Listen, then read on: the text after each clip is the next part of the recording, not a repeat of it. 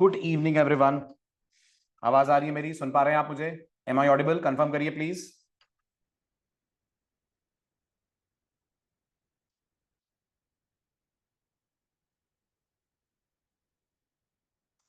Good. Audio video clear है? Screen visible है? Very good. चलिए तो कंटिन्यू करते हैं। लास्ट लेक्चर में अपन लोगों ने स्प्रिंग के मॉड्यूल्स के बारे में बात कर ली थी। मैंने आपको बता दिया था स्प्रिंग में कौन कौन से मोस्ट इंपॉर्टेंट मॉड्यूल्स हैं। अब आज हमें शुरू करना है स्प्रिंग का पहला बेसिक मॉड्यूल, जिसको पढ़े बिना ना स्प्रिंग बूट समझ में आएगा, ना स्प्रिंग डेटा जेपीए, ना स्प्रिंग एमवीसी, कुछ भी नहीं बनेगा। And that is spring core. But before learning about spring core, आज हम बात करेंगे अपना डेवलपमेंट एनवायरनमेंट आप कैसे सेटअप करेंगे, कौन कौन से आईडीज है जिन्हें आप यूज कर सकते हैं और हम कौन सा आईडी यूज करेंगे। उसके बाद जैसा मैंने कहा स्प्रिंग कोर के बारे में बात होगी, स्प्रिंग कोर के बहुत इंपॉर्टेंट प्रिंसिपल्स के बारे में बात होगी। ये भी हम बात करेंगे कि स्प्रिंग के पॉइंट ऑफ व्यू से जावा में कितनी तरह की क्लासेस होती हैं। और उसके बाद बात होगी व्हाट इज डीआई, जिसका हल्का सा हिंट मैंने आपको प्रीवियस लेक्चर्स में दिया था।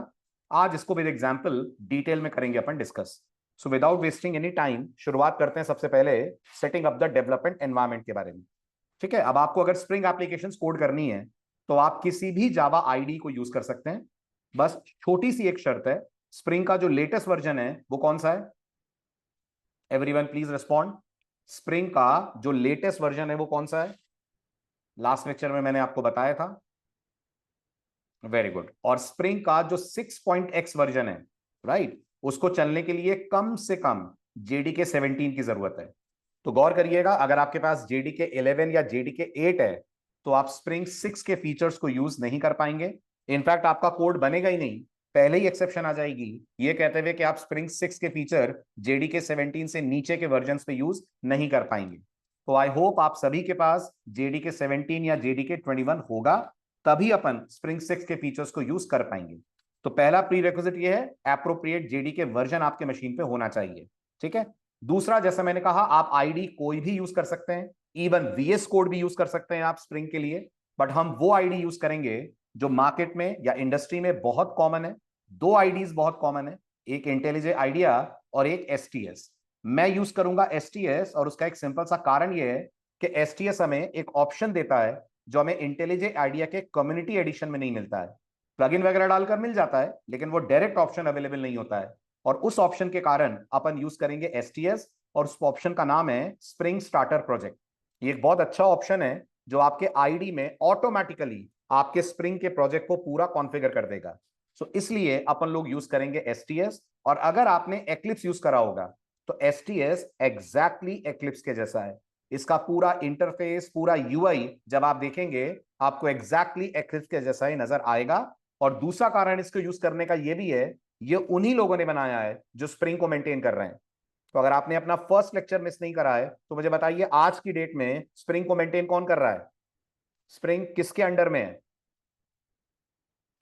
Very good, spring is under VMware, और VMware ने ही STS आईडी को डिजाइन करा है ना। तो सबसे पहले जो अपडेट्स आएंगे, नए फीचर्स आएंगे, वो भी आपको STS के अंदर मिलेंगे, है ना। बाकी और कोई हार्ड एंड फास्ट रूल नहीं है। आप चाहेंगे तो आप इंटेलिजेंट आइडिया भी यूज कर सकते हैं, जैसा मैंने कहा, आप चाहेंगे तो आप इवन VS कोड भी यूज कर सकते हैं।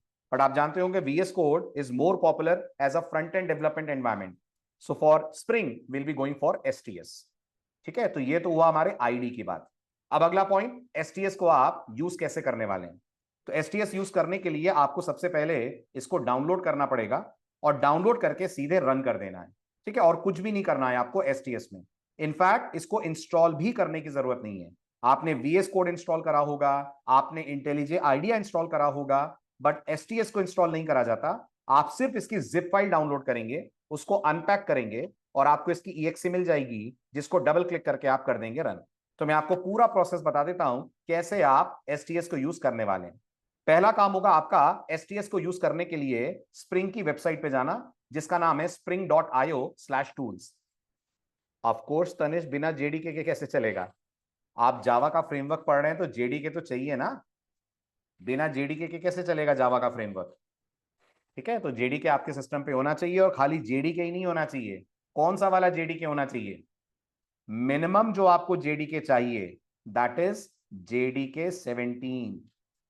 उससे नीचे आप स्प्रिंग 5 के फीचर्स यूज कर पाएंगे, बट स्प्रिंग 6 के फीचर्स यूज नहीं कर पाएंगे। और स्प्रिंग 6 ने बहुत कुछ नई चीजें दी हैं अपन को, जो अपन यूज नहीं कर पाएंगे।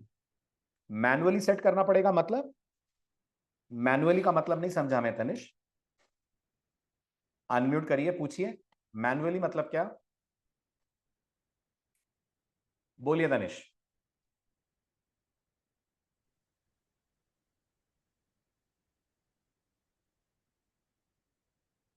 तनिष अनम्यूट है आप, बोलें।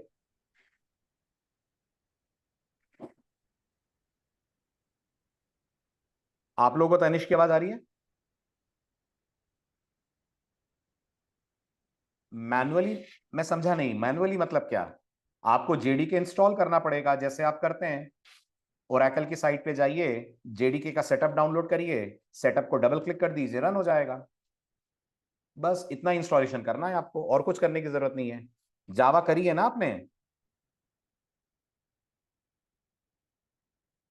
तो जावा करिए तो JDK इंस्टॉल करा होगा, वही JDK काम आएगा आपके। बस आप चेक कर लेना कि आपके पास JDK मिनिमम 17 होना चाहिए। नहीं है तो JDK 17 करना पड़ेगा आपको इंस्टॉल।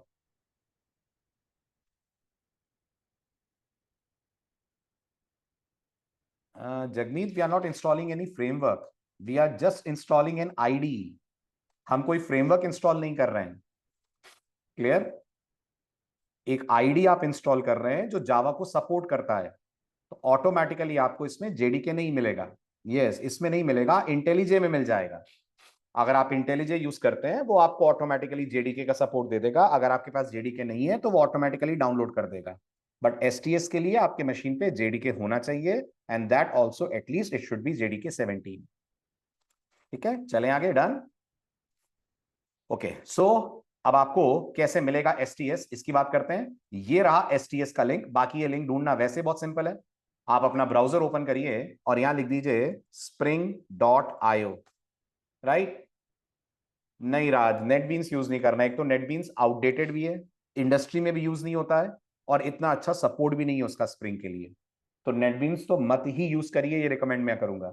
नेटबीन्स बहुत अच्छा है अगर आप कोर जावा में GUI प्रोग्रामिंग करते हैं, स्विंग यूज कर रहे हैं, AWT यूज कर रहे हैं, तब नेटबीन्स अच्छा है। अगर आप जावा बैकएंड कर रहे हैं, जावा का फ्रेमवर्क कर रहे हैं, NetBeans is not a good ID for Java framework, क्योंकि उसका जो सपोर्ट है, नेटबीन्स का जो सपोर्ट है, वो जावा फ्रेमवर्क्स के लिए उतना बेहतर नहीं है जितना बाकियों का है।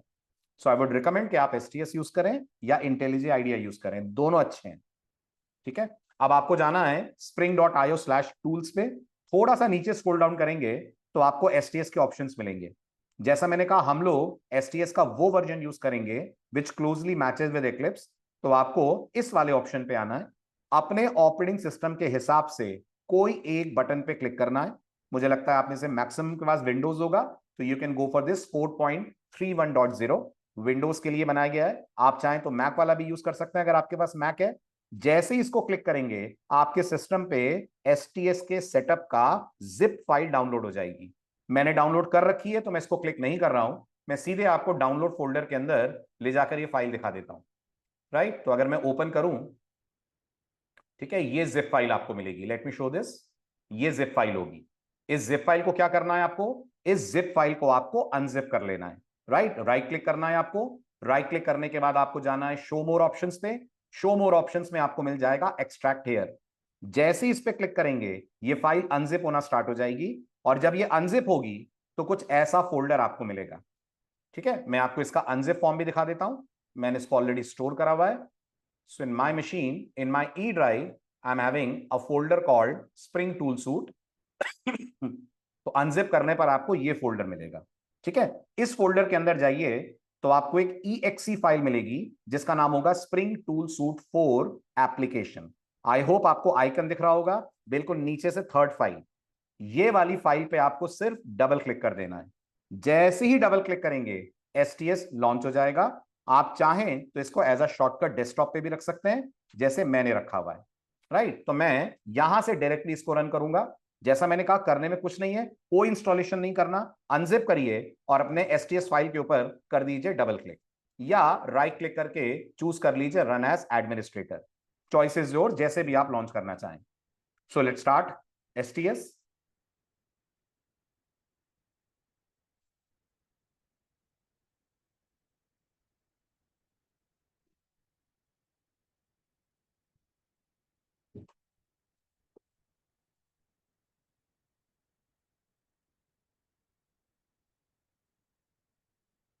गुड। अब एसटीएस या कोई भी जावा आईडी आपको रिकमेंड करता है कि आप कुछ भी कोड लिखें तो आप उससे पहले अपनी वर्क स्पेस बनाएं।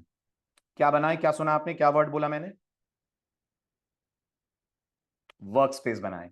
और in case you are wondering sir work space क्या है, वर्क स्पेस कुछ नहीं है, एक फोल्डर है जो आपको आपके मशीन पे बनाना है, जिसके अंदर सारे प्रोजेक्ट्स, सारे एप्लीकेशंस जो आप बनाएंगे वो जाकर स्टोर होंगे। बाय डिफॉल्ट आपको एसटीएस अपना पाथ देगा, बट मैं रिकमेंड करूंगा आप खुद का फोल्डर बनाइए और अपने फोल्डर के अंदर आप अपनी सारी एप्लीकेशंस रखें। जैसे आप देख सकते हैं मैंने अपने मशीन की ई ड्राइव में एक फोल्डर बना रखा है, उसके अंदर मैं अपनी वर्क स्पेस की तरह ये सारी एप्लीकेशन स्टोर करूंगा। फोल्डर का नाम मैंने दिया है न्यू स्प्रिंग बैच 2025। फोल्डर भी बहुत इजीली बन जाएगा। ब्राउज पे क्लिक करिए। ब्राउज पे क्लिक करके आपको जिस ड्राइव में जाना है उस ड्राइव में जाइए। मैं रिकमेंड करूंगा सी ड्राइव में बन जाइएगा अगर आप विंडोज यूजर है, क्योंकि सी ड्राइव थोड़ी सी प्रोटेक्टेड ड्राइव होती है और जितनी लाइट वेट रहेगी उतना बेहतर आपका लैपटॉप परफॉर्म करेगा। सो कोशिश करिए आप डी ड्राइव, ई ड्राइव, कोई और ड्राइव चूज करें। वहां जाकर न्यू फोल्डर से फोल्डर बना लेना है आपको। इस पे क्लिक करेंगे तो नया फोल्डर बन जाएगा। मैंने फोल्डर ऑलरेडी बनाया हुआ है तो मैं स्टेप को कैंसिल कर दे रहा हूं, और मैंने जो फोल्डर बनाया है that is new spring batch 2025। इसको सेलेक्ट रखते हुए आपको लॉन्च पे क्लिक कर देना है।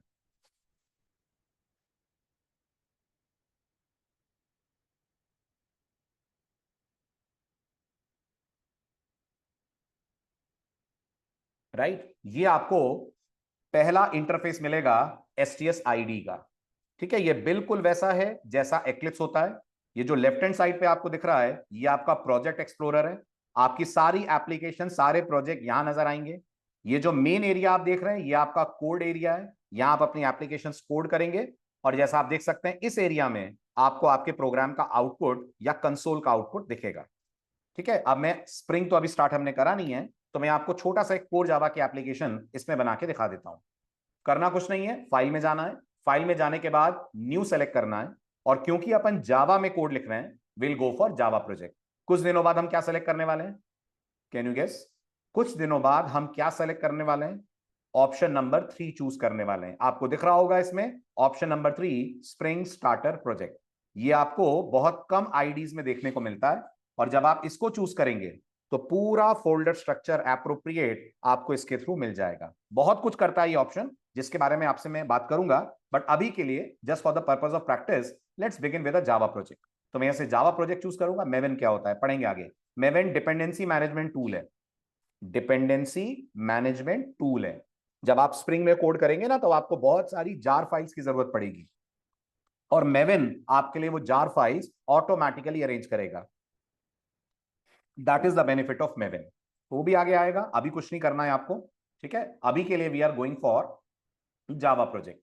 जावा प्रोजेक्ट सेलेक्ट करेंगे, या आपको जो भी टाइटल अपने प्रोजेक्ट को देना हो। लेट्स से मैं 2 नंबर्स ऐड करने का प्रोग्राम बना रहा हूं, तो मैंने अपने प्रोजेक्ट का नाम दे दिया एडिशन, ठीक है। आगे बढ़ने से पहले छोटा सा एक काम कीजिएगा कि ये जो नीचे आपको 2 चेक बॉक्सेस दिख रहे हैं, इनको अनचेक कर दीजिएगा।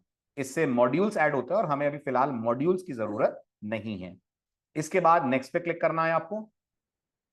नेक्स्ट पे क्लिक करने के बाद फिनिश कर दीजिएगा। आपके सामने आपके जावा प्रोजेक्ट का बेसिक स्ट्रक्चर आ जाएगा। फिर क्या करना है, फिर आपको अपनी क्लास बनानी है। And being a Java developer, हम क्लास किसके अंदर रखते हैं, जल्दी जल्दी फटाफट पैकेज के अंदर रखते हैं। तो आपका पहला काम होगा, आप एसआरसी पे राइट क्लिक करें। राइट क्लिक करके न्यू पे जाएं, न्यू पे जाकर चूज कर लें package.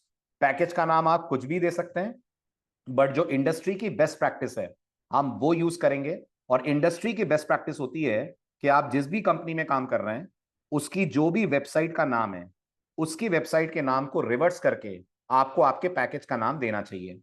I repeat, industry standard ये कहता है कि जब भी आप एक्चुअल एप्लीकेशंस बनाएं, जो भी आपकी कंपनी का डोमेन नेम है, जो भी यूआरएल है, उस यूआरएल को रिवर्स करके आपको पैकेज का नाम देना चाहिए।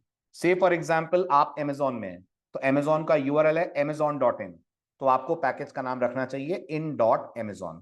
ये कोई हार्ड एंड फास्ट रूल नहीं है, but this is one of the best practices जो इंडस्ट्री में आपको कई जगहों पर देखने को मिलेगी। तो मैं भी कुछ ऐसा ही कर रहा हूं, मैं अपने पैकेज का नाम रख रहा हूं in.sclive, क्योंकि हमारे पोर्टल का नाम है sclive.in, तो मैंने इसको कर दिया in.sclive डॉट, और फिर जो भी आपका कोड हो। मेरा कोड क्या है, मेरा कोड 2 नंबरों को ऐड करने का है, तो मैंने कह दिया in.sclive.addition numbers।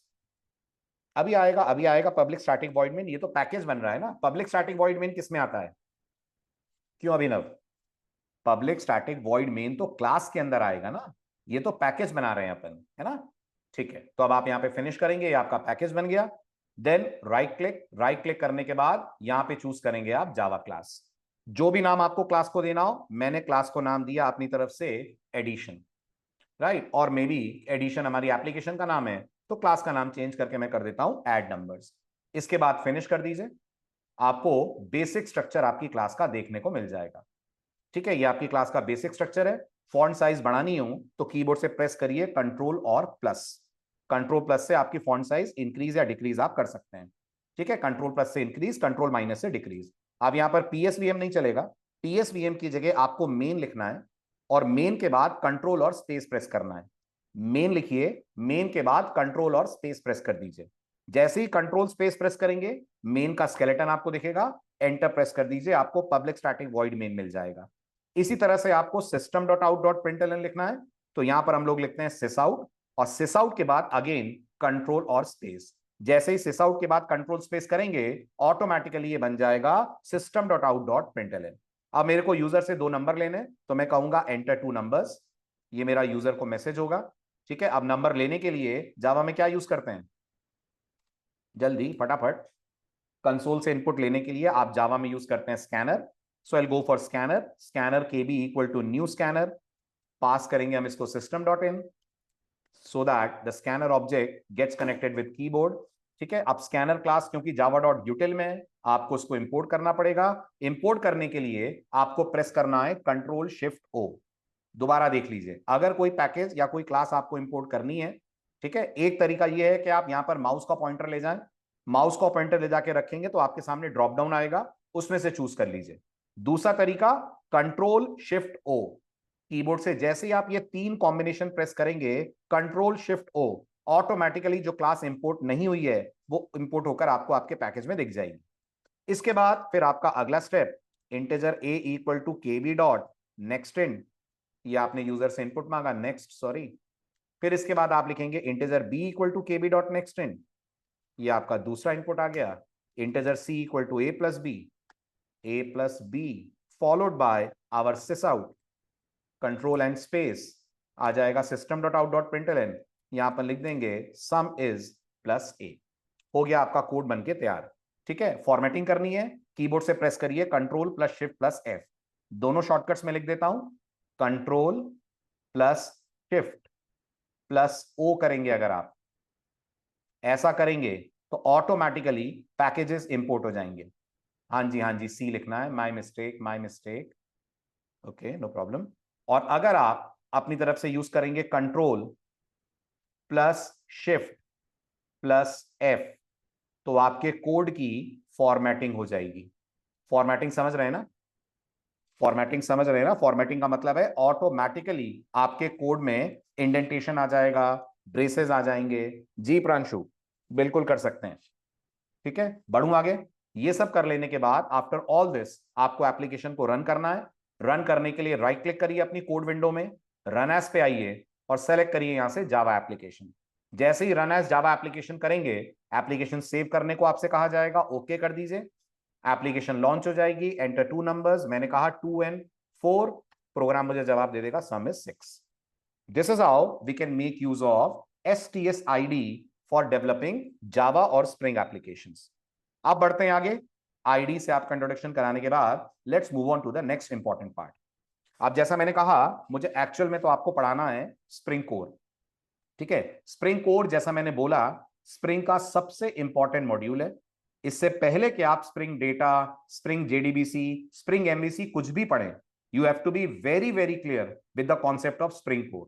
ठीक है, स्प्रिंग कोर आपको बहुत सारे इंपॉर्टेंट फीचर्स देता है, लेकिन जो पहला इंपॉर्टेंट फीचर है जिसके बिना सारे फीचर बेकार है, हम उससे डिस्कशन शुरू करेंगे। और वो इंपॉर्टेंट फीचर है DI। DI which stands for dependency injection. Other than DI और क्या ये देता है? ये आपको देता है IOC which stands for inversion of control. ये आपको देता है बीन लाइफ साइकिल, ये आपको देता है बीन स्कोप, और बहुत सारे फीचर्स और देता है, ऑटो वायरिंग वगैरह वगैरह। बट ये सब बातें अपन पढ़ेंगे आगे, सब बेकार है जब तक हमको DI समझ में ना आए। तो जो पहला बेस, पहला कोर कॉन्सेप्ट है, स्प्रिंग कोर का भी कोर कॉन्सेप्ट है, that is dependency injection. So let's begin with this very very very important topic.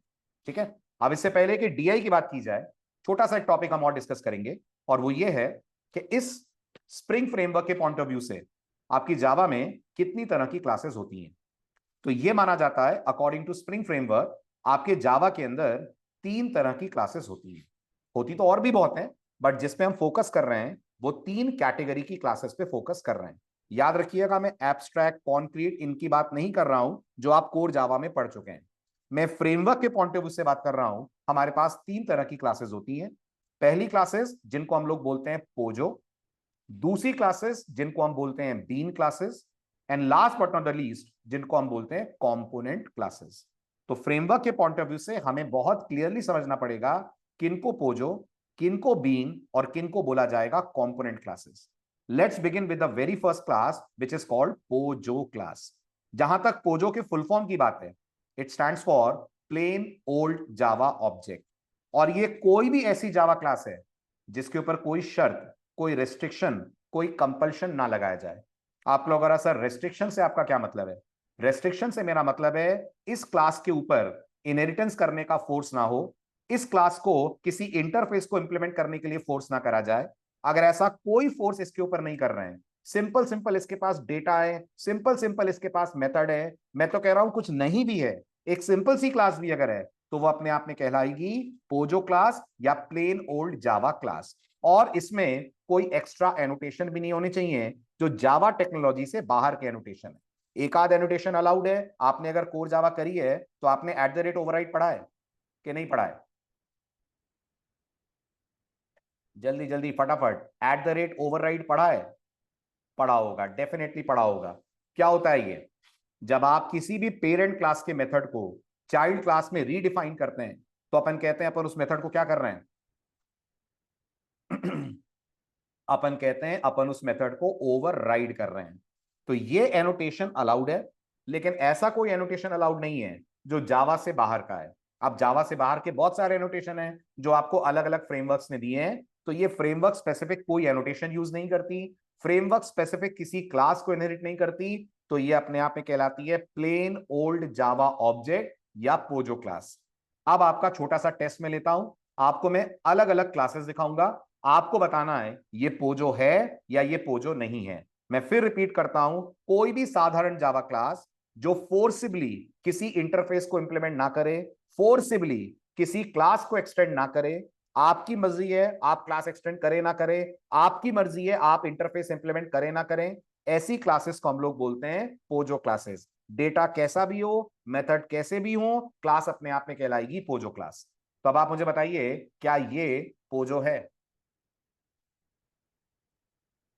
Everyone please respond, क्या ये एक पोजो क्लास है? तो जवाब है हाँ जी, ये 100% पोजो क्लास है।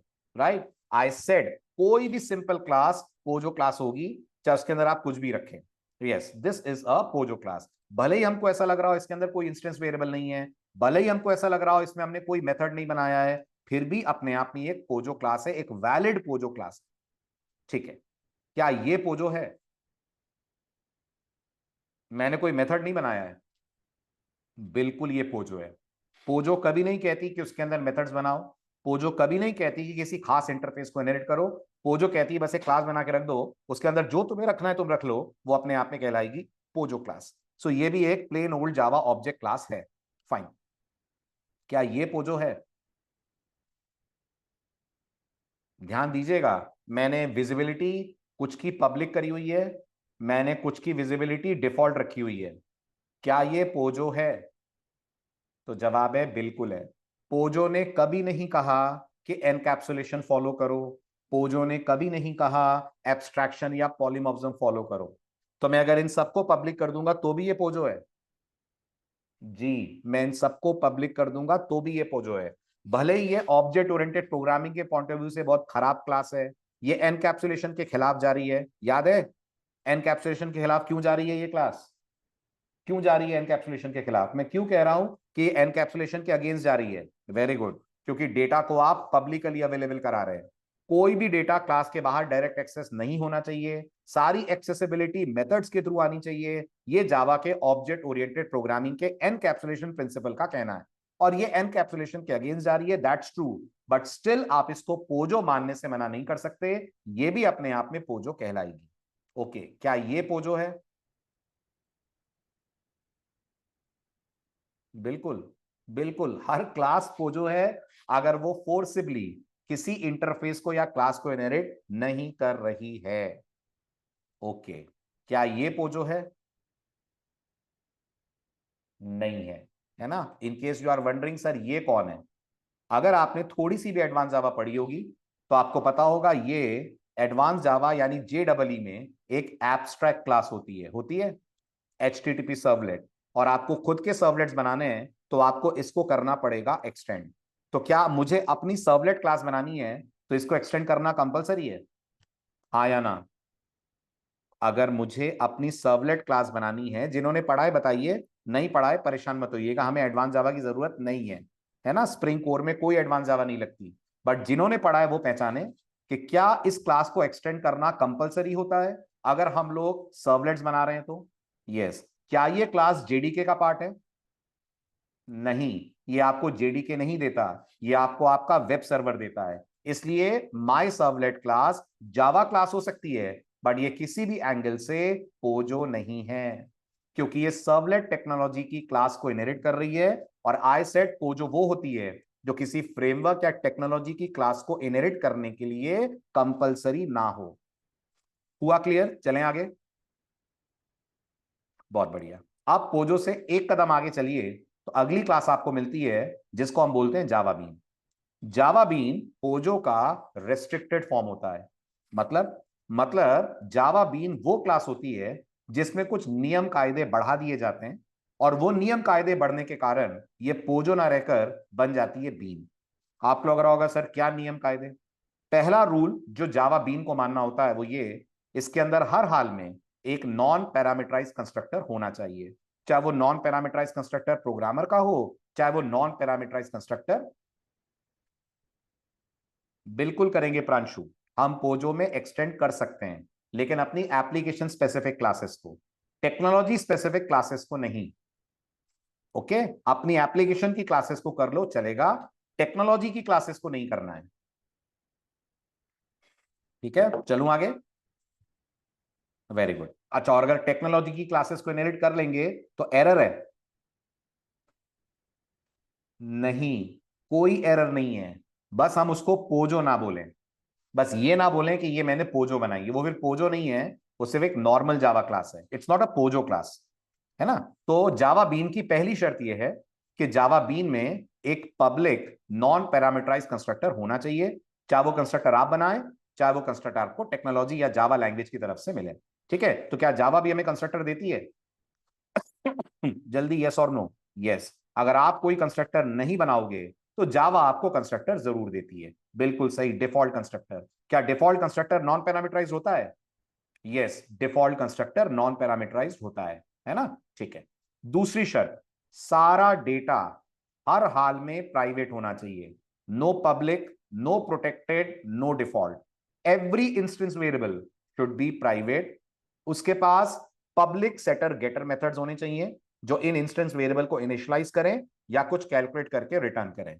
ये पब्लिक सेटर गेटर होने चाहिए। और ऑप्शनल है, आप करें तो अच्छी बात है, ऑप्शनल है कि इसके अंदर एक इंटरफेस भी इंप्लीमेंट होना चाहिए जिसको हम लोग बोलते हैं सीरियलाइजेबल।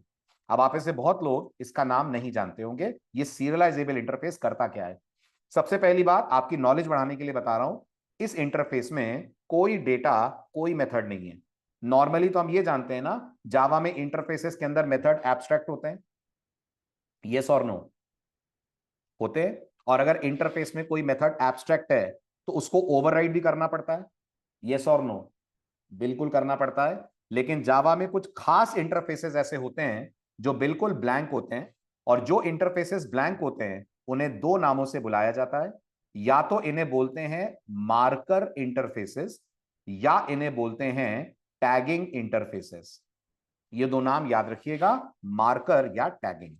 अब दिमाग में दो डाउट्स आपके आएंगे। पहला डाउट कि सर ये इंटरफेस कहां है, कौन से पैकेज में है? तो मैं आपको बता दूं, ये इंटरफेस java.io पैकेज में है। कौन से पैकेज में है? java.io पैकेज में है। दूसरा डाउट आएगा, सर ये करता क्या है? आई मीन इसके अंदर जब कुछ भी नहीं है तो हम इसको इनहेरिट क्यों कर रहे हैं? तो इसका जवाब ये है कि जब भी जावा में आप नेटवर्क बेस्ड एप्लीकेशंस बनाएंगे, नेटवर्क बेस्ड एप्लीकेशंस क्या होती हैं? जैसे चैट एप्लीकेशंस बना रहे हैं, या स्ट्रीमिंग वीडियो की कोई एप्लीकेशन आप बना रहे हैं जिसमें नेटवर्क पे डेटा ट्रांसफर हो रहा है, तो अगर आपको अपनी क्लास के ऑब्जेक्ट को नेटवर्क पे ट्रांसफर करना है तो कंपलसरी है कि आपकी क्लास सीरियलाइजेबल इंटरफेस को इंप्लीमेंट करे। मैं एक एक शब्द दोबारा बोल रहा हूं, गौर से सुनिएगा।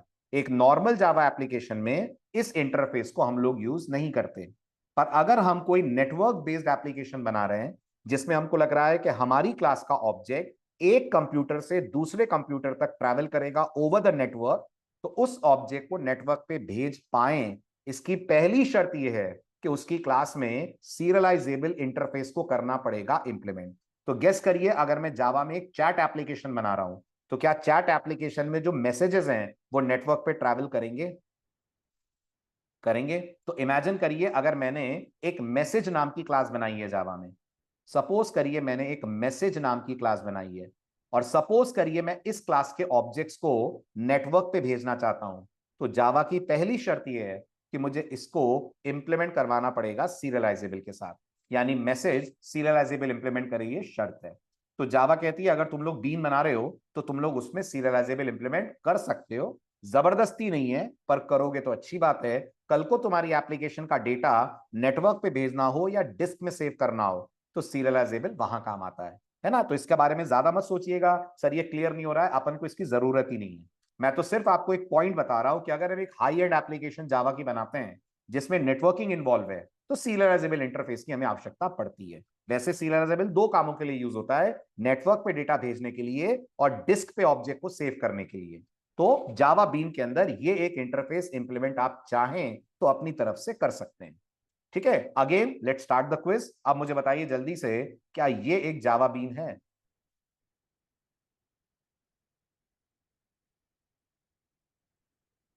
बिल्कुल नहीं है, ये जावा बीन नहीं है। अगर आप ध्यान से देखें, क्या इसके अंदर पब्लिक स्ट्रिंग नेम लिखा हुआ है? मैंने पब्लिक नहीं है सब। अरे तनिष, उल्टा बोल दिया तुमने, प्राइवेट नहीं है सब। जावा बीन होने के लिए कंपलसरी है ना कि प्राइवेट हो। यहां तो कुछ चीजें पब्लिक और कुछ चीजें डिफॉल्ट में आ गई हैं, तो अपन ये बोलेंगे सब चीजें प्राइवेट नहीं है, इसलिए जावा बीन नहीं है। अच्छा, ये पोजो है? ये पोजो है, ये बीन नहीं है। Okay, very good. नेक्स्ट,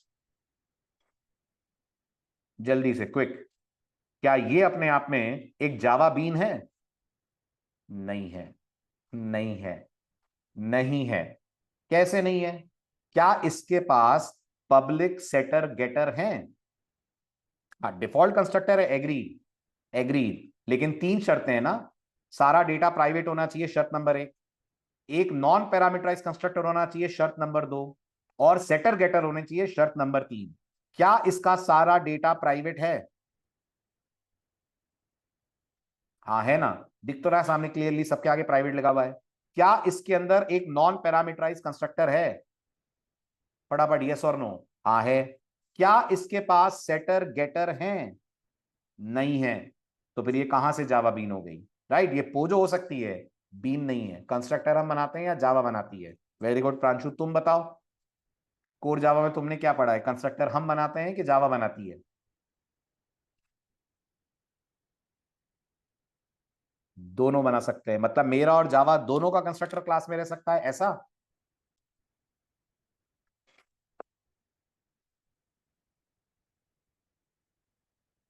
अगर हम नहीं बनाते हैं तो जावा बनाती है। कॉल नहीं बेटा, कॉल नहीं बोलते।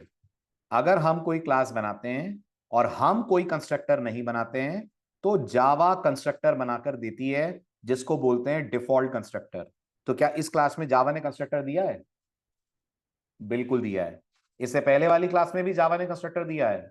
हाँ दिया है, क्योंकि मैंने नहीं बनाया है, तो हर क्लास में जावा ने कंस्ट्रक्टर दिया है, जिसको हम बोलेंगे डिफॉल्ट कंस्ट्रक्टर, जो नॉन पैरामीटराइज्ड होता है ना। लेकिन अगर मैं कंस्ट्रक्टर बना दूंगा तो फिर जावा अपना कंस्ट्रक्टर विड्रॉ कर लेगी।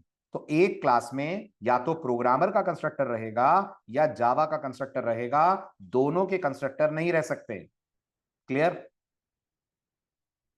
गुड, ठीक है। तो ये अपने आप में जावा बीन क्यों नहीं है? क्योंकि इसके पास कंस्ट्रक्टर है, सारे इंस्टेंस वेरिएबल प्राइवेट है, लेकिन पब्लिक सेटर गेटर नहीं है, इसलिए ये अपने आप में नहीं है जावा बीन। अच्छा ये है।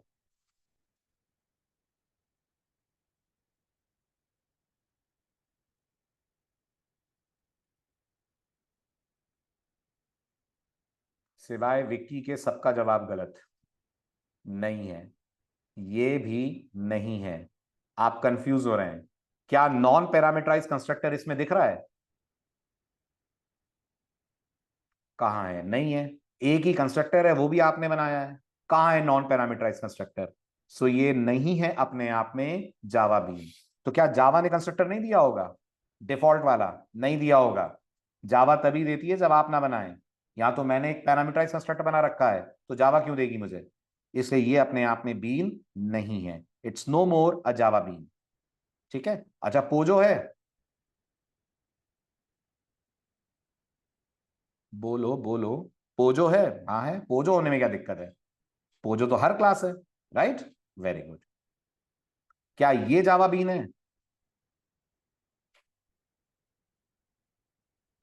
ये जावा बीन है। क्या इसके पास एक नॉन पैरामीटराइज पब्लिक कंस्ट्रक्टर है? हाँ है। इसके पास एक डिफॉल्ट कंस्ट्रक्टर है जो पब्लिक है और नॉन पैरामीटराइज्ड है। तो ये बिल्कुल पूरी तरह से जावा बीन के लिए एलिजिबल है। हुआ क्लियर? आया समझ? ठीक है, वेरी गुड क्वेश्चन जगमीत। क्योंकि एक्चुअल में जब आप जावा बीन क्लासेस यूज करते हो ना, तो इंटरनली फ्रेमवर्क उसके ऑब्जेक्ट्स बनाता है, और जब फ्रेमवर्क ऑब्जेक्ट बनाता है तो वो नॉन पैरामीटराइज कंस्ट्रक्टर कॉल करता है। पैरामीटराइज नहीं कर सकता जब तक आप उसको सपोर्ट ना करें। ठीक है, एक बार फिर से सुनो। क्या कंपल्शन है कि यहां पर नॉन पैरामीटराइज कंस्ट्रक्टर चाहिए? तो जब आप जावा बीन का आगे यूज देखेंगे तो आप देखेंगे इनके ऑब्जेक्ट्स ऑटोमेटिकली क्रिएट होंगे। आई होप जगमीत आपने ही मेरे से पूछा था कि सर न्यू में क्या प्रॉब्लम है, हम न्यू से ऑब्जेक्ट क्यों नहीं बना सकते, हम क्यों चाहेंगे कि हमारे लिए फ्रेमवर्क ऑब्जेक्ट बनाए, है ना। और मैंने कहा था कि ऑब्जेक्ट बनाने में बहुत सारी कॉम्प्लेक्सिटीज होती हैं। ऑब्जेक्ट बनाओगे तो इनिशियलाइज भी करना पड़ेगा, नहीं करोगे तो आपके कोड में आ सकती है एक्सेप्शन। अब जब फ्रेमवर्क को तुम ये जिम्मेदारी दोगे कि तुम ऑब्जेक्ट बनाओ, तो फ्रेमवर्क कॉल करेगा कंस्ट्रक्टर। ये बात पक्की है ना, जब ऑब्जेक्ट बनेगा तो कंस्ट्रक्टर कॉल होगा। जावा लैंग्वेज में दिस इज ट्रू ना। तो जब स्प्रिंग आपके लिए कोई ऑब्जेक्ट क्रिएट करेगा तो वो कंस्ट्रक्टर कॉल करेगा। और स्प्रिंग पैरामीटराइज कंस्ट्रक्टर आपके सपोर्ट के बिना नहीं कॉल कर सकता। गौर करना, मार्क माय वर्ड्स, आपके सपोर्ट के बिना। तो अगर आप चाहते हो आप कोई सपोर्ट ना दो और ऑब्जेक्ट बन जाए, तो आपको क्लास में देना पड़ेगा एक नॉन पैरामीटराइज कंस्ट्रक्टर। ठीक है, तो ये हम आगे के लिए तैयारी कर रहे हैं। अभी आपको कोई फायदा नहीं दिख रहा होगा कि यहां नॉन पैरामीटराइज रखने का कंपल्शन क्यों है, बट जब हम आगे चलकर डीआई करवाएंगे और स्प्रिंग हमारे लिए कुछ चीजें मैनेज करेगा, तब उस नॉन पैरामीटराइज कंस्ट्रक्टर की आवश्यकता पड़ेगी। Clear? This is behaviour of core Java. What behaviour Jagmeet, can you please unmute? मैं समझा नहीं, व्हाट बिहेवियर, बोलिए। हेलो। हाँ जी जगमीत बोले। हाँ सर, मैं ये पूछ रहा था कि जैसे जावा कोर जावा में भी जब हम ऑब्जेक्ट क्लास बनाते हैं एंड ऑब्जेक्ट से हम जब कॉल करते हैं तो बाय डिफॉल्ट तो डिफॉल्ट कंस्ट्रक्टर ही कॉल होता है। अगर होता है तो कॉल होता है, बाय डिफॉल्ट क्यों होगा? अगर आपने पैरामीटराइज कंस्ट्रक्टर बनाया है तो डिफॉल्ट कंस्ट्रक्टर तो रहेगा ही नहीं, तो कॉल कैसे होगा? जैसे इस वाले क्लास की बात करिए, क्या लग रहा है आपको इस क्लास का मैं ऑब्जेक्ट बनाऊंगा तो जावा क्या करेगी? अगर मैं ये लाइन लिखूंगा तो जावा का क्या बिहेवियर होगा? Student S is equals to new student. I बोलिए थिंक जगमीत। इसमें एक्सेप्शन आएगी। एरर आएगी, एक्सेप्शन नहीं यस। आएगी, कोड कंपाइल ही नहीं एरर। होगा। Java will try to look for a non parameterise constructor, वो है नहीं तो जावा दे देगी एरर। Got it? तो ये कहना गलत हुआ ना कि जावा हमेशा डिफॉल्ट कंस्ट्रक्टर कॉल कर रही है। करती नहीं है, होता है तो कर लेगी, नहीं होता है तो थोड़ी करेगी। अब अगर मैं चाहता हूं कि ये ऑब्जेक्ट प्रॉपरली बने, तो मुझे यहाँ डेटा सप्लाई करना पड़ेगा, जितना डेटा इस कंस्ट्रक्टर को पैरामीटर में चाहिए, तब जावा इसको प्रॉपरली कॉल कर पाएगी। बट हम तो उससे बट आगे की बात कर रहे हैं। एक मिनट में, लेट मी कंप्लीट। ये लाइन किसने लिखी है Jagmeet? Student S equal to new student, हमने कि जावा ने? हमने। हमने। स्प्रिंग में तो हम ये भी नहीं लिखेंगे। जावा ऑब्जेक्ट बना के नहीं देती है तुम्हें, जावा कंस्ट्रक्टर कॉल करने में तुम्हें सपोर्ट करती है। यू कैन नॉट से कि जावा ने ऑब्जेक्ट बनाया है, वो तो आपने बनाया है न्यू लिखकर। कंस्ट्रक्टर कॉल जावा ने करा है। बट जब आप स्प्रिंग फ्रेमवर्क में आगे जाओगे तो ऑब्जेक्ट तक आपको नहीं बनाना पड़ेगा, वो भी आपके लिए फ्रेमवर्क बनाएगा। नहीं हुआ क्लियर ओके। डाउट? कुछ है बन बात? और कोई पॉइंट? नहीं सर, वही आपका मैं पूछ एग्जैक्ट रहा था डाउट अगर। क्या था? जो मैंने ये समझा कि शायद आप ये बोल रहे हैं कि ये तो जावा का बिहेवियर है ना। क्या जावा का बिहेवियर है? ऑब्जेक्ट बनाना मतलब। जावा का बिहेवियर नहीं है।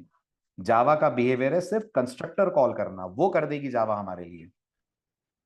हाँ सर, मैं इससे मतलब ऐसे रिलेशन में सोच रहा था कि बाय डिफॉल्ट अगर कोई कंस्ट्रक्टर नहीं है क्लास में तब कोर जावा डिफॉल्ट कंस्ट्रक्टर ही कॉल करती है। हाँ जी बिल्कुल, बनाती भी है, कॉल भी करती है, परफेक्ट। अगर कोई कंस्ट्रक्टर नहीं है तो आपकी क्लास में डिफॉल्ट कंस्ट्रक्टर आ भी जाएगा, और जब आप ऑब्जेक्ट बनाओगे तो जावा कॉल भी कर देगी। वेरी गुड, और बिल्कुल सही। हम्म। और यही लॉजिक अगर हम इसमें स्प्रिंग कोड में देखें तो अगर हमने कंस्ट्रक्टर पैरामीटराइज भी अगर डिफाइन करे हैं हम्म। हम्म। तो बिल्कुल। कोर जा तो इसमें हम्म। हमें आपने कहा जो based on definition, hmm. I think इसको जो स्प्रिंग है उसको कॉल करना चाहिए कोर लेकिन नहीं करेगा डिफॉल्ट ही। तुम्हारे, नहीं करेगा तुम्हारे सपोर्ट के बिना। इसलिए वो कहता है कि या तो मुझे सपोर्ट करना, जब पैरामीटराइज कंस्ट्रक्टर बनाओगे। सपोर्ट कैसे करते हैं? सपोर्ट एनोटेशन देकर करते हैं, ऑटो वायरिंग करके करते हैं, वो सब अभी हमें पता नहीं है। इसलिए अभी मैं बोल रहा हूँ कि इस डिटेल में अभी मत जाओ। अभी बस इतना ध्यान रखो कि अगर मैंने बोला कि ये एक बीन क्लास है, तो हमें उसमें एक नॉन पैरामीटराइज कंस्ट्रक्टर देना चाहिए। अगर पैरामीटराइज देंगे तो हमें कुछ एक्स्ट्रा करना पड़ेगा, तब स्प्रिंग हमारे लिए उसके ऑब्जेक्ट्स बनाएगा। बस हाँ अभी के ठीक लिए है इतना सर। है। Okay, clear, thank you. Welcome. हाँ जी, बाकी लोगों को भी क्लियर हुआ डिस्कशन? चलें आगे, है ना?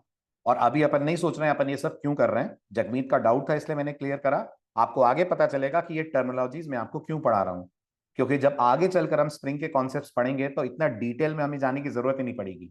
मैं तो आपको बोलूंगा ये क्लास बीन है, आप तुरंत देखकर मुझे बता दोगे हाँ या ना, और उससे आपको अगला पॉइंट समझ में आ जाएगा कि कुछ बातें जावा में तभी, सॉरी स्प्रिंग में तभी काम करेंगी जब वो क्लासेस बीन के रूल्स को फॉलो करें। क्लियर? चलें आगे। ग्रेट। तो ये तो हुई कहानी कौन बीन है कौन बीन नहीं है। ठीक है, अब अगला इंपॉर्टेंट क्वेश्चन, यस की नो। क्या हर जावा बीन एक पोजो है, या फिर हर पोजो बीन है? क्या दोनों में से दोनों यस हैं? क्या यस? हर जावा बीन पोजो है या हर पोजो बीन है? बीन पोजो है, पोजो बीन है। Very good. Every bean is POJO also. हर बीन अपने आप में पोजो है, हर पोजो बीन नहीं होता। याद करो, याद करो, क्या पोजो में कंस्ट्रक्टर होना कंपलसरी है? बताओ, क्या पोजो में कंस्ट्रक्टर होना कंपलसरी है? तो फिर आप कैसे कह सकते हो कि हर पोजो बीन है? क्या बीन में कंस्ट्रक्टर होना कंपलसरी है? बोलिए बोलिए, क्या बीन में कंस्ट्रक्टर होना कंपलसरी है? बिल्कुल है। जैसे, क्या ये पोजो है? बिल्कुल है, 100% ये पोजो है। पर ये बीन है? नहीं है। इसलिए ये कहना गलत होगा कि every bean is every POJO is bean. Not every POJO is bean, but every bean is POJO. Clear? चलें आगे। Very good. ठीक है, ये हैं अब इनके बीच के बहुत ही इंपॉर्टेंट डिफरेंसेस। पढ़िएगा ध्यान से। पहला डिफरेंस है, दोनों की डेफिनेशन क्या है? तो पोजो कहती है वो एक सिंपल जावा क्लास है जिसमें तुम्हारी मर्जी तुम डेटा दे दो। फील्ड का मतलब होता है डेटा, इंस्टेंस वेरिएबल। तुम्हारी मर्जी है तुम इंस्टेंस वेरिएबल दे दो, तुम्हारी मर्जी है तुम कंस्ट्रक्टर दे दो, तुम्हारी मर्जी है तुम मेथड दे दो, तुम्हारी मर्जी है तुम कुछ भी मत दो। तो आप मुझे बताइए, क्या ये एक पोजो है? पहले भी आपसे मैं बात कर चुका हूं इस बारे में। क्या ये एक पोजो है? क्लास ए बॉडी ब्लैंक, हाँ ये पोजो है। पोजो कहती है मेरे को कोई शर्त वर्त नहीं चाहिए, तुम तो कैसे भी बना दो, आई एम गुड। बीन का ये मानना है कि अगर आप बीन बना रहे हैं तो ये टिपिकल टाइप की पोजो है जिसको प्रॉपर इंस्टेंस वेरिएबल भी चाहिए। सारे के सारे इंस्टेंस वेरिएबल क्या होने चाहिए? तो जवाब है जी, सारे के सारे इंस्टेंस वेरिएबल प्राइवेट होने चाहिए। सारे मेथड क्या होने चाहिए? पब्लिक होने चाहिए, सेटर गेटर और कंस्ट्रक्टर नो आर्ग्यूमेंट तो होना ही चाहिए। अच्छा, दो कंस्ट्रक्टर हो सकते हैं, एक नो आर्ग्यूमेंट और एक आर्ग्यूमेंट वाला? बोलिए। ओवरलोडिंग, ओवरलोडिंग जिसको बोलते हैं आप जावा में। हाँ हो सकता है। नो आर्गुमेंट चाहिए, आर्गुमेंट वाला दे रहे नहीं दे रहे वो आपकी मर्जी है, नो आर्गुमेंट चाहिए। और आप चाहें, अगर आपको नेटवर्किंग एप्लीकेशन बना रहे हैं तो सीरियलाइजेबल भी करिए। जी जगमीत, बिल्कुल सही कैच करा आपने। अगर प्रोग्रामर पैरामीटराइज कंस्ट्रक्टर बना रहा है तो नॉन पैरामीटराइज भी प्रोग्रामर ही बनाएगा, तभी अपन बोलेंगे कि ये ओवरलोडिंग हो रही है। ठीक है, अगला पॉइंट आता है, अगला पॉइंट आता है, इसके लिए कुछ रूल्स एंड रेगुलेशन है। Is every class Pozzo? Yes Satyendra, unless and until it is not forcibly inheriting any technology specific interface और क्लास। इसलिए मैंने बहुत इंपॉर्टेंटली एडवांस जावा वाला एग्जांपल रखा। आप बताओ, वापस चलता हूं मैं अपने एग्जांपल पे, क्या ये पोजो है?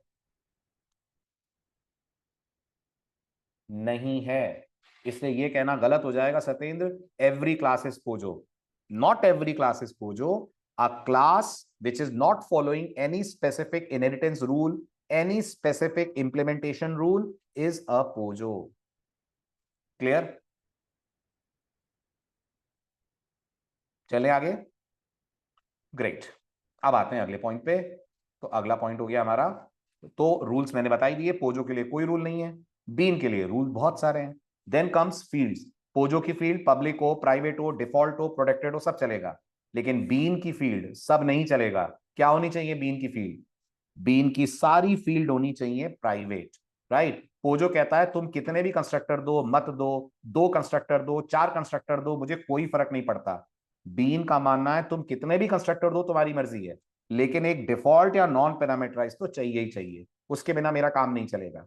देन गेटर सेटर पोजो में ऑप्शनल होते हैं, लेकिन बीन में गेटर सेटर मैंडेटरी होते हैं। क्लियर हुआ? All differences clear? Great. This, yes, yes, yes, फूल सागर, this is a bean, this is a bean. Sorry, bean नहीं, मैंने पोजो पढ़ लिया, माय मिस्टेक, माय मिस्टेक। अगर आप कहते हो क्लास ए, बताओ आप मुझे, इस क्लास के अंदर गेटर सेटर हैं? नहीं है। डेटा वेरिएबल्स आपने बना रखे हैं? नहीं बना रखे हैं। तो डेटा वेरिएबल तो चाहिएगे ना। क्लियर? चलूं आगे? आगे आएगा जगमीत, आगे आएगा। अगर आपको सिर्फ डेटा होल्ड करना है, आपको उस पर कोई और काम नहीं करना है, यू कैन क्रिएट पोजोस। राइट? अगर आपको लग रहा है आपको डेटा को इनिशियलाइज भी करना है, अपनी तरफ से वैल्यू भी रिटर्न करानी है, यू कैन क्रिएट बीन्स। और अगर आपको लग रहा है, अब आता है हमारा थर्ड टॉपिक, अब जो बच गई हैं क्लासेस जो ना पोजो है और ना बीन है, वो सब की सब आ जाती है in the category of component class. For example, imagine करिए मैं एक अकाउंट नाम की क्लास बना रहा हूं। है ना, अच्छे से सोचिएगा। मैं एक अकाउंट नाम की क्लास बना रहा हूं, उसमें अकाउंट आईडी होगी, हाँ होगी, ऑब्वियस सी बातें होगी। प्राइवेट रखोगे, हाँ रखेंगे, प्राइवेट रखेंगे। बैलेंस होगा, हाँ बैलेंस भी होगा, है ना। बैलेंस के सेटर गेटर भी होंगे, हाँ वो भी होंगे। क्या विड्रॉ डिपॉजिट भी होंगे अकाउंट क्लास के अंदर? होंगे। क्या इंटरेस्ट कैलकुलेट करने का मेथड भी होगा अकाउंट क्लास के अंदर? हाँ होगा। क्या प्रिंट आउट का भी मेथड होगा जो लास्ट के 6 ट्रांजेक्शन प्रिंट करे? हाँ वो भी होगा। तो फिर ये बीन नहीं रही ना, ये बीन से एक कदम आगे चली गई, और ये क्या बन गई? ये बन गई कंपोनेंट क्लास। इसके अंदर आपने विड्रॉ का मेथड डाल दिया, डिपॉजिट का मेथड डाल दिया, मतलब आपने इसके अंदर बिजनेस लॉजिक कोड कर दिया ना। आप ये सिर्फ खाली डेटा होल्ड करने वाली क्लास नहीं रही ना, आप ये डेटा को प्रोसेस भी करेगी, उस पर ऑपरेशंस भी करेगी, कुछ कैलकुलेशंस करके आपको रिजल्ट भी देगी। अगर ये आप कर रहे हो तो फिर ये कहलाती है अपने आप में कंपोनेंट क्लास, राइट। तो अगर कोई अकाउंट क्लास बना रहे हैं जिसमें विड्रॉ डिपॉजिट के मेथड है, अगर आप कोई मैसेज क्लास बना रहे हैं जो ईमेल्स भेज रही है, एसएमएस भेज रही है, तो इसके अंदर तो सेटर गेटर नहीं होगा ना, इसके अंदर तो कोई सेंड मैसेज नाम का मेथड होगा जो शायद मैसेज या एसएमएस सेंड करेगा। तो ये सारी क्लासेस अपने आप में कहलाती हैं कंपोनेंट क्लासेस। इसी तरह से अगर आपने डेटाबेस प्रोग्रामिंग करी है तो आपने डाउ क्लासेस पढ़ी होंगी। डाउ क्लासेस के पास वो मेथड्स होते हैं जो डेटाबेस में इंसर्ट, अपडेट, डिलीट कमांड चलाते हैं, तो डाउ क्लासेस भी अपने आप में कहलाती हैं कंपोनेंट क्लासेस। तो क्या मैं कह सकता हूं intelligent classes R component classes? अगर आपको लग रहा है sir what sense intelligent, intelligent in the sense of business logic, वो क्लासेस जो बिजनेस लॉजिक इंप्लीमेंट करें वो अपने आप में कहलाती हैं कंपोनेंट क्लासेस। हुआ क्लियर? पॉइंट समझ में आया? Very good. तो अभी आप अगर रिकॉल करें तो शायद 1 अगस्त से कुछ यूपीआई के रूल्स चेंज हुए हैं, गवर्नमेंट ऑफ इंडिया ने कुछ यूपीआई के रूल्स चेंज करे हैं। आप इतनी ही बार बैलेंस चेक कर पाएंगे, ऐसा कुछ है ना रूल्स, है ना। तो ये बिजनेस लॉजिक है कि एक अकाउंट से, एक यूपीआई अकाउंट पे आप 20 ही बार बैलेंस देख पाएंगे, उससे ज्यादा बार देखेंगे तो अमाउंट कटेगा। These are called business logic. ये कहीं लिखे गए होंगे यूपीआई में, बैकएंड में जो क्लासेस बनी होगी, कहीं तो ये कोड होगा ना कि आपने कितनी बार बैलेंस चेक करा, कोई तो काउंटिंग कर रहा होगा। दीज, हाँ 50 टाइम्स शायद, इफ आई एम रॉन्ग, बिल्कुल सही सुमित, 50 टाइम्स होगा। तो कहीं तो ये कोड लिखा गया होगा, वो कहलाएगी अपने आप में कंपोनेंट क्लास। क्लियर हुआ? Main difference between bean and component, bean में कभी बिजनेस लॉजिक नहीं होता फूल सागर, कंपोनेंट के अंदर ना बिजनेस लॉजिक डालते हैं। क्लियर? जी Tanish, if any class has any business logic related method, we say it is a component class. Method होगा ना, मेथड क्यों नहीं होगा फुल सागर? अनम्यूट करो, अनम्यूट करो।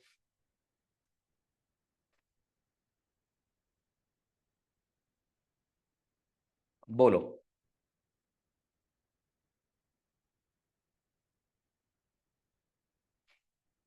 अनम्यूट करो।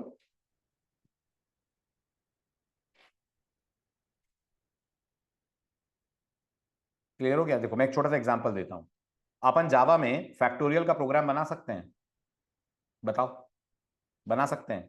बताओ कैसे बनाओगे, जरा मुझे गाइड करो। फैक्टोरियल निकालना है तो एक क्लास बनेगी फैक्ट के नाम से, तो जवाब है हाँ बनेगी। एक प्राइवेट डेटा मेंबर रखोगे जिसका नाम एन होगा, हाँ रखेंगे। एक और प्राइवेट डेटा मेंबर रखोगे जो फैक्टोरियल निकालेगा, एफ होगा, हाँ रखेंगे। क्या जरूरी है इसमें नॉन पैरामीटराइज कंस्ट्रक्टर हो?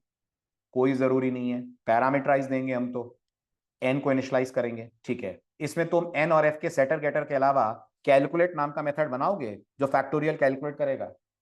बनाओगे। तो ये बीन हुई, ये पोजो हुई, ये कंपोनेंट हुई, ये कंपोनेंट हुई।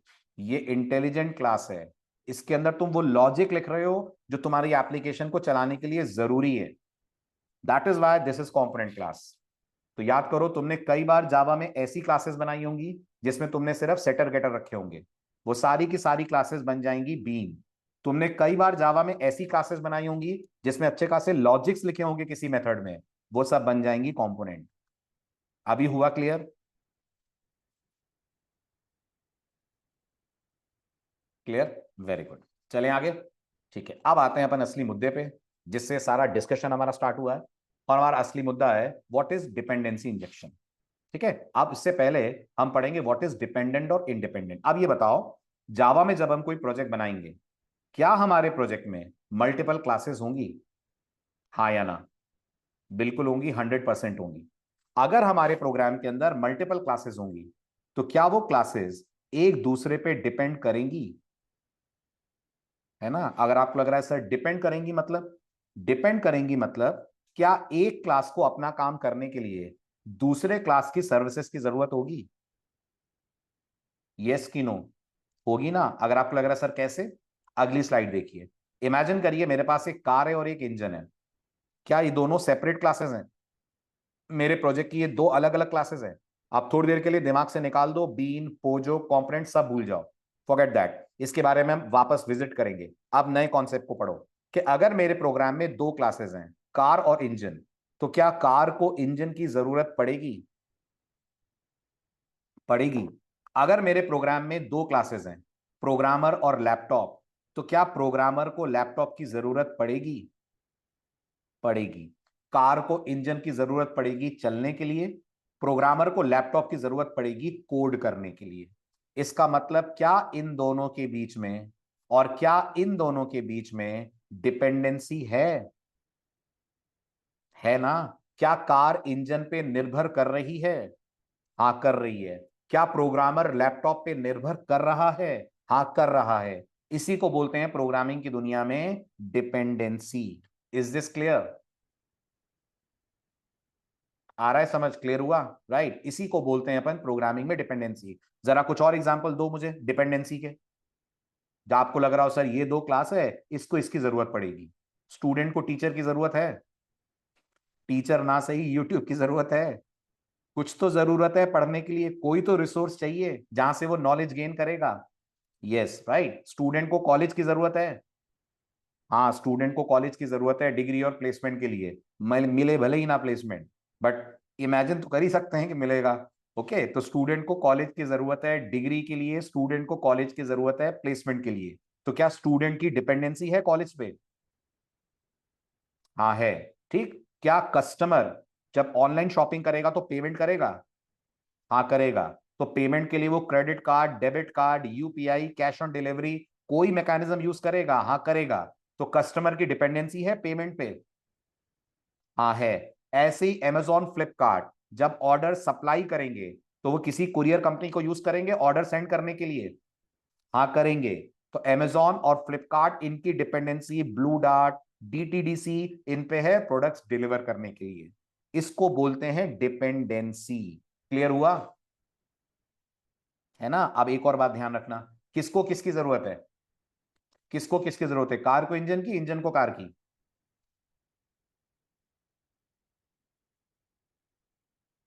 कार को इंजन की है ना?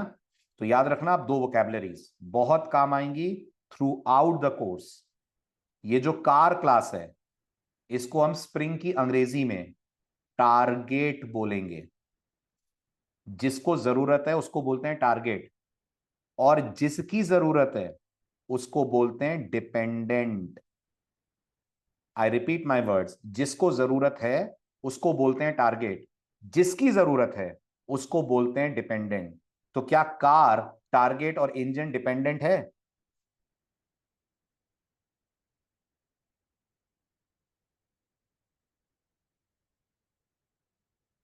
बोले बोले फटाफट, वेरी गुड। इसी तरह से प्रोग्रामर कौन है? टारगेट के डिपेंडेंट? प्रोग्रामर टारगेट है, राइट। और लैपटॉप कौन है? लैपटॉप डिपेंडेंट क्लास है।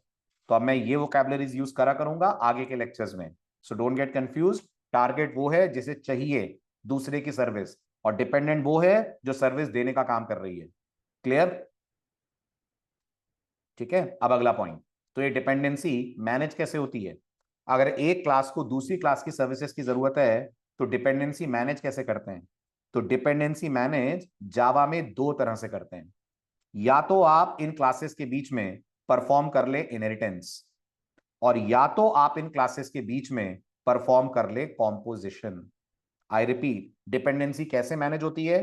दो तरह से मैनेज होती है। या तो आप परफॉर्म कर ले इनहेरिटेंस, जिसको हम बोलते हैं इज अ रिलेशनशिप, और या तो आप मैनेज कर लें कॉम्पोजिशन, जिसको हम बोलते हैं हैज अ। ठीक है, मुझे लगता है आप सब ने इज अ तो खूब पढ़ा है, पढ़ा है। जावा में इनहेरिटेंस तो खूब करी है ना। कॉम्पोजिशन या तो आपने करा होगा और आपको पता नहीं होगा, और या शायद आपने करा ही नहीं होगा। और स्प्रिंग ये सेकंड वाले पे ज्यादा यूज करता है। स्प्रिंग में इनहेरिटेंस ना के बराबर दिखेगी, कॉम्पोजिशन ही कॉम्पोजिशन हर जगह दिखेगा।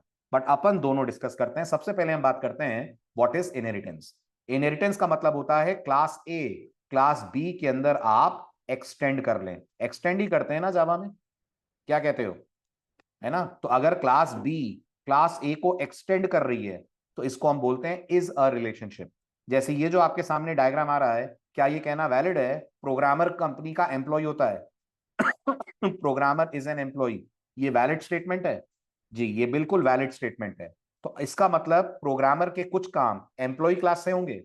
हाँ, प्रोग्रामर के कुछ काम एम्प्लॉय क्लास से होंगे, और ये करने के लिए प्रोग्रामर एम्प्लॉय को इनहेरिट कर लेगा। करेक्ट? यस कि नो? करेक्ट। इसी तरह से क्या कार व्हीकल है? हाँ है। क्या एल्टो कार है? हाँ है। तो एल्टो इज अ कार, ये बोलना वैलिड है। कार इज अ व्हीकल, ये बोलना वैलिड है। और ये अपने आप में कहलाता है इज अ रिलेशनशिप। लेकिन हर रिलेशनशिप इज अ नहीं होती है। कई रिलेशनशिप ऐसी होती हैं जिनमें ज्यादा फिट बैठेगा हैज अ। जैसे गेस करिए, मेरे पास एक इंजन नाम की क्लास है। अब आप मुझे बताइए क्या ये कहना सही है car is an engine? Car को देखते हैं तो ऐसा लग रहा है एक इंजन को देख रहे हैं। This is nonsense. आप कार को देखते हैं तो आप इंजन को नहीं देख रहे हैं, आप व्हीकल को देख रहे हैं। अच्छा, कार हैज इंजन बोल सकते हैं? यस, कार हैज इंजन बोल सकते हैं। और अगर आप ये बोलते हैं तो आपको फिर कार और इंजन के बीच में इनहेरिटेंस नहीं करना है, आपको कार और इंजन के बीच में कॉम्पोजिशन करना है।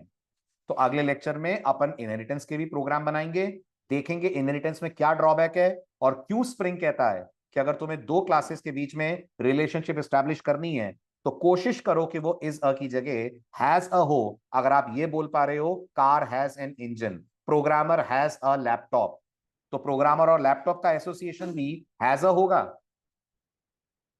यस, प्रोग्रामर और लैपटॉप का एसोसिएशन भी हैज अ का एसोसिएशन होगा, वो कभी इज अ नहीं होगा। क्लियर हुआ? Very good. तो अगले लेक्चर में करेंगे इसका प्रैक्टिकल। जैसे ये example, house has rooms, right. घर देखते हैं तो कमरे दिखते हैं, दिस इज नॉनसेंस। घर के अंदर कमरे होते हैं, घर कमरा नहीं है, घर में कमरे हैं, राइट। स्टूडेंट का एड्रेस है, स्टूडेंट एड्रेस नहीं है। तो अगर स्प्रिंग में स्टूडेंट और एड्रेस क्लासेस हैं तो इनहेरिटेंस नहीं होगी, बल्कि एड्रेस को स्टूडेंट के अंदर क्रिएट करेंगे, रूम को हाउस के अंदर क्रिएट करेंगे। तो क्या हाउस की डिपेंडेंसी हो गई रूम पे? क्या? बिल्कुल सही, कार हैज म्यूजिक सिस्टम। क्या हाउस की रूम पे डिपेंडेंसी हो गई? बिल्कुल हो गई, 100% हो गई। और यही डिपेंडेंसी अगले लेक्चर में हम करेंगे मैनेज। तो अगला लेक्चर हमारा प्योर प्रैक्टिकल लेक्चर होगा। ठीक है, आई होप आप एसटीएस इंस्टॉल कर लेंगे। In case of any problem आप मेल ड्रॉप कर दीजिएगा। ठीक है, info@sclive.in। बस जब मेल ड्रॉप करें तो स्क्रीनशॉट जरूर भेजिएगा info@sclive.in पे।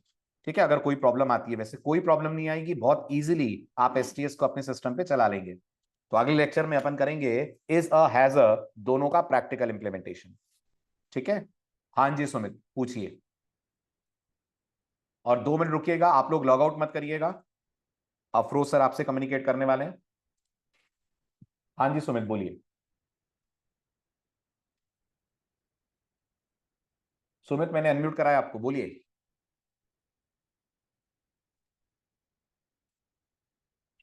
Hello sir.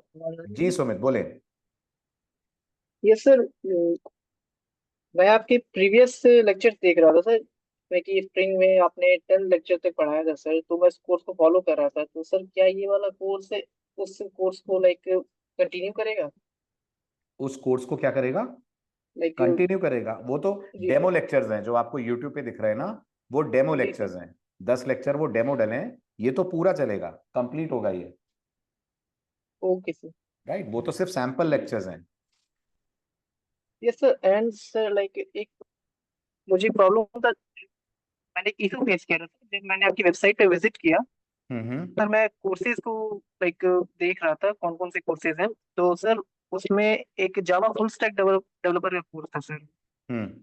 Sir, but sir मैंने जब उस पर क्लिक किया ना, तो I don't know what there is some glitch, because वो सर मुझे रीडायरेक्ट कर दे रहा था जावा कोर वाले कोर्स पे, रेदर देन अच्छा, फुल स्टैक आप कोर्स। आपको जो प्रॉब्लम आ रही है उसका स्क्रीनशॉट भेजिएगा, मैं बोल दूंगा टीम को एक बार चेक कर लेगी अगर कोई ग्लिच आ रहा होगा तो। Okay sir. ठीक है, एक्चुअली सर इतना सही प्रॉब्लम था कि वो फुल स्टैक वाला जो पेज है ना सर, उसपे कोर्स है, उस पे क्लिक करने के बाद वो फुल स्टैक वाले पेज पे ना ले जाने के बजाय मुझे दूसरे कोर्स पे ले जा रहा है सर। अच्छा ठीक है, मैं देख लूंगा, मैं चेक करवा दूंगा, है ना। एक दिन का टाइम दीजिए, मैं चेक करा देता हूँ। Okay, thank you sir. Okay, welcome. Log out मत कीजिएगा, अफरोज सर लॉग इन करके आपसे कुछ कम्युनिकेट करेंगे, please do not log out. Good evening everyone. आवाज़ आ रही है मेरी आप सभी को? जी। सो जैसा कि हमने फर्स्ट लेक्चर में बात की थी कि 3 डेमो क्लासेस होती हैं, फिर 3 डेमो क्लासेस के बाद आपको फीस पेमेंट करनी है, और फ़ी के बारे में भी हमने फर्स्ट लेक्चर में डिस्कशन कर लिया था।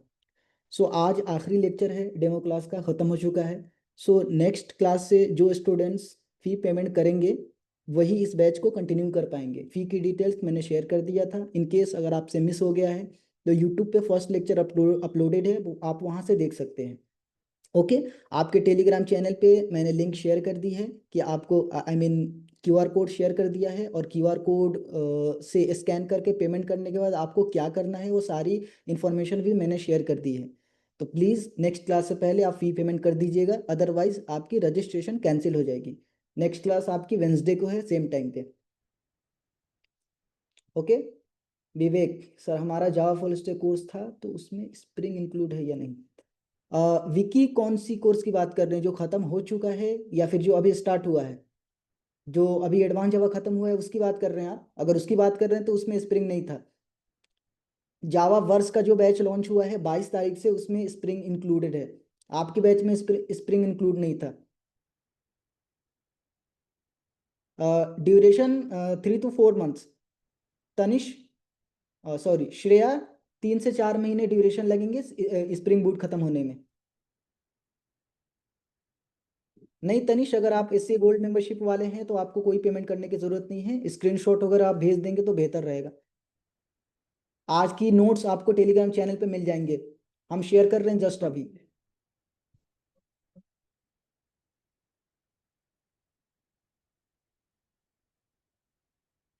जी गौरव, आपने अगर फुल स्टैक जावा में स्प्रिंग लिया है तो आप कंटिन्यू कर सकते हैं। आप एक बार स्क्रीनशॉट भेज दीजिएगा अपना, मेल कर दीजिएगा हमें, ठीक है, जो मेल आईडी हमने शेयर करा है आपसे। जगमीत, मैंने आपको परमजीत सर का नंबर शेयर किया था ना, आप प्लीज परमजीत सर से कम्युनिकेट कर लीजिए एक बार ईएमआई के बारे में।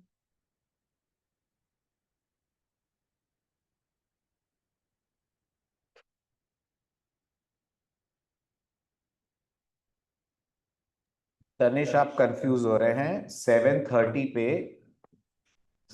पाइथन और जेन एआई का बैच है, और मर्न का बैच 9:30 पे है।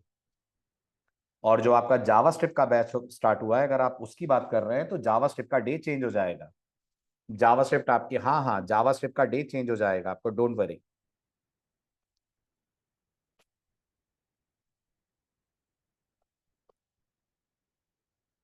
जी हाँ अभिनव, सिक्योरिटी माइक्रो सर्विसेज ये सब स्प्रिंग बूट के बाद है। आप लेक्चर 1 देखिए, उसमें पूरी डिटेल दी है हमने।